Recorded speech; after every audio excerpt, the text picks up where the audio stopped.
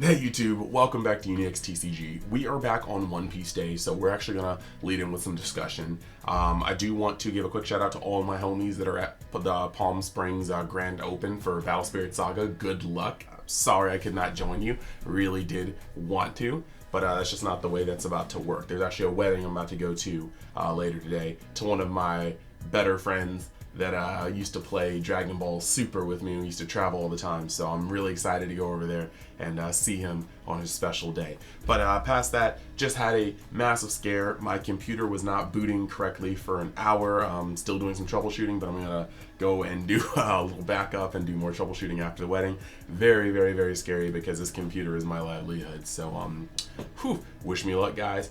I guess I'm scared. But that being said, today we are going to talk about the color identity and themes of the colors in One Piece, because I think as the sets go by, we're kind of seeing a trend that's a little alarming. So yeah, before we jump into the major bits and points and discussion topics, just want to say that if you want to explore different corners of Universe X, you can go down in the description and click on my link tree. There you'll be able to see other channels, Twitch, just my TCG affiliate link if you're looking to buy singles and help out the channel directly, my Mystic TCG partner link if you want to get a 5% discount of sealed product. You can pre-order, you can buy stuff that's out right now.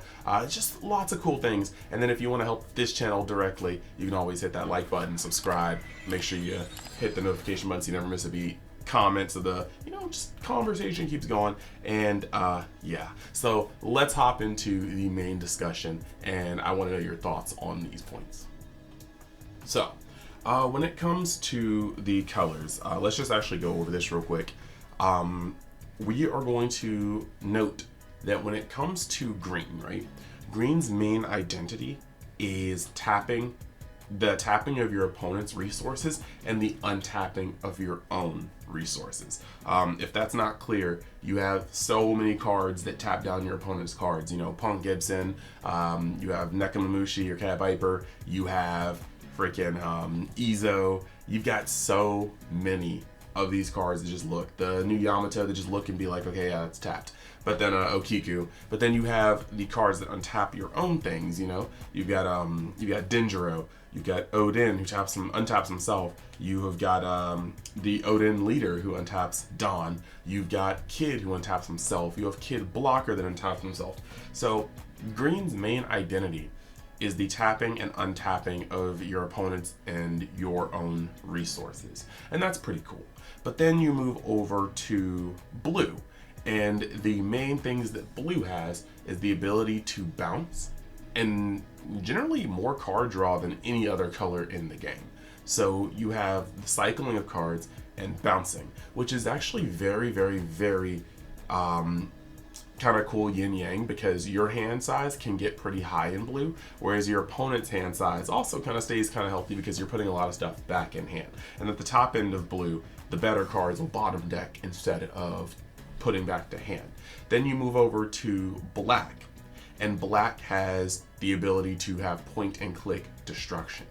And that is just its main color identity. It lowers costs because the cost is usually the threshold to destroy things. Then you move over to red, which has rush and power minusing, which is pretty much its entire identity. And then you have purple, which is an amalgam of everything. If you haven't noticed, purple, some people used to think that purple is the destruction color, but after black came out and you started seeing what purple could do, purple really is just a little bit of everything. Purple has draw, purple has destruction, purple has rush, purple has the ability to even tap things. So it is actually pretty insane. But what I want to put out here is that generally there are checks and balances to everything. When it comes to green, you can tap things, but then you have to swing on them.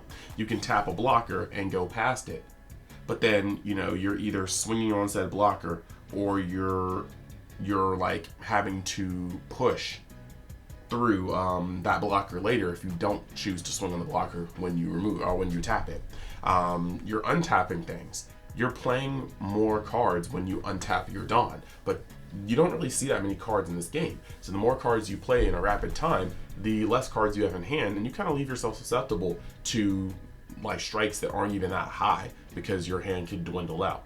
When it comes to black, you have point and click destruction, but a lot of your point and click destruction, you have to go 2 for 1 on. You're using generally 2 cards, sometimes even 3 if you consider a card to lower the cost, a card to pitch for the effect, and a card you use to destroy something. So you can hand out pretty quickly for the sake of not even having to swing on certain things when you don't want to.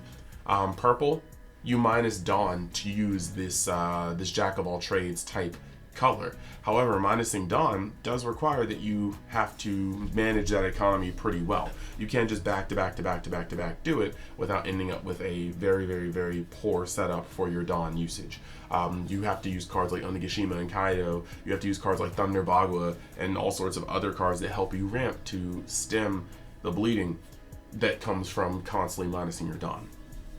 Blue, you are always bouncing the threats, but you're never getting rid of the threats fully. So getting them played down is like that. And yeah, like the issue I'm currently seeing with the game's design and where I could go from here is that rush by far is the keyword with the most juice. And it's just in straight mechanics. What rush enables you to do, as I said in another video, is in a game with summoning sickness, you can always look at the board and assess the threats. These are how many attacks they have coming in next turn. Do I need to neutralize some of this if I can? If I have 3 life and they have 5 attacks, can I get rid of 2 attacks so that, you know, it's just leader and, you know, 2 attacks now? No way for them to actually kill me because they can play something next turn, but that thing can't swing. All sorts of ways to count damage, count threats, assess threats, and mitigate them before it comes to your turn. Rush throws in a variable. Rush throws in cards that you can know that your opponent may have, but you can't ever assess. So even if you make the best assessments, sometimes they're just flat out wrong. Sometimes you have to over assess. And sometimes that over assessment and preparing can sometimes put you in a position where if you had just been able to count like normal and against other colors, you would have been able to game or put yourself in an overall position to game the following turn. But instead, you had to overcommit to defense or a card that they may or may not have simply because rush is that effect. It is that dude. It is Himothy. So that is one of the things that's kind of rough. And then even when you put it up against the other colors, it is extremely saddening to kind of see the interaction. Let's go red versus green. When you play a card versus green, you have to understand that the following turn they can tap it and swing on it. So it may not even be safe. Playing cards against green but not having the Dawn to protect them, or the extra cards, the event cards, or the raw counterpower, can sometimes just be a death sentence. You play a card that's statted on 5k, that card goes sideways and gets swung on by 7k. You're losing that card 9 times out of 10. But you have rushers. Rushers hit the board and they will get that swing in before green has the ability to even do anything. And at that point, there are some cards in green that just almost feel like vanillas. Like, okay, well, you just swung it with your entire board and just played a new card and swung with that too. And now Okiku doesn't even get to tap anything. It's just going to swing on something, which is still very good. But you rob green of some of its effects. You look at blue. Normally you play a card against blue and blue goes, wow, that's a huge threat. I'm going to bounce it so that you have to replay it next turn or go another route. But they can continuously chain these bounce effects to a high degree, depending on how the deck's built, and potentially stun you for turns.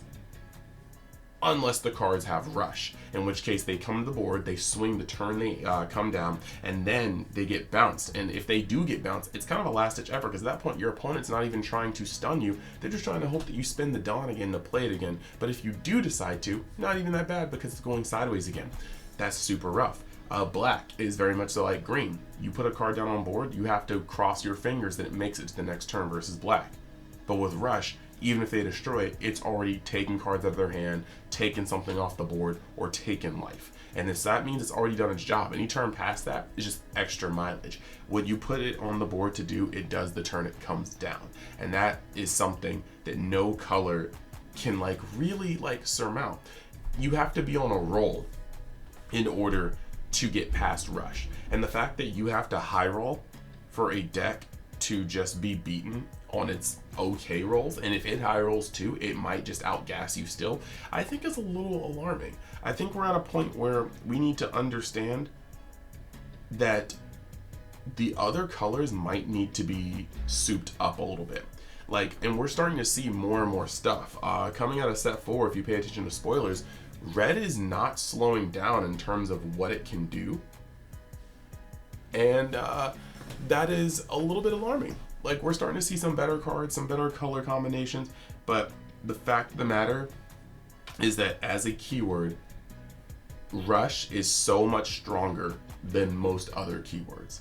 And the fact that Rush primarily has its home in red is a little disheartening because, like I said, Rush circumvenes a lot of the mechanics of other colors, especially combined with the fact that one of the best rushes in the game also can become unblockable, meaning that sometimes it doesn't matter how you set up your board. Rush is just Rush, and not being able to be blocked is detrimental to people, I don't know, wanting to live. So I want to know in the comments how you guys feel. Let me know if you think that that Rush may be a little too overtuned, and if it is overtuned, let me know how you think it can be fixed, because I think it lies in making the other colors stronger. When cards like Rush exist, I don't think every single black card minus Secret Rare Kuzan needs to discard a card or trash a card to blow up something. You're just going -2 to get rid of something that already turned sideways the turn it came down.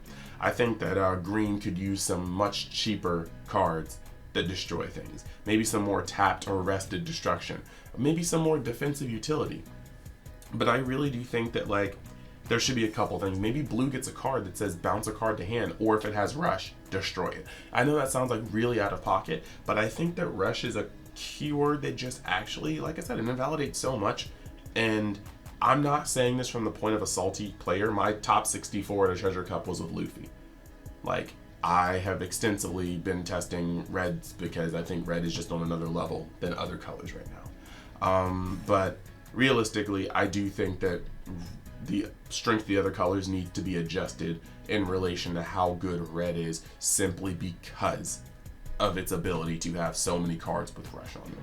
Let me know your thoughts in the comments. Just my quick discussion of the day. I am so happy that my computer actually turned on, and we have a lot of work to do to make sure that it stays on. So yeah, I hope you guys have a great day. I hope to see you guys in the future videos and the comments and whatnot. And like I said, if you are curious on figuring out how to connect more with Universe X, whether it be the Discord, Twitter, Instagram, my other channels, Twitch, just go down in the description, click on my links. And for you One Piece players, I still have my Marine deck giveaway going on, so just get in there.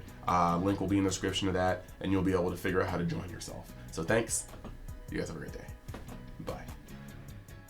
So let's talk about Mystic TCG, your one-stop shop for all your TCG needs. On the site, you can buy or pre-order plenty of sealed product for plenty of games. Just make sure though, if you're pre-ordering, to give it 3 to 4 months in advance to start looking, because sometimes the product is indeed hot, supply and demand, you know?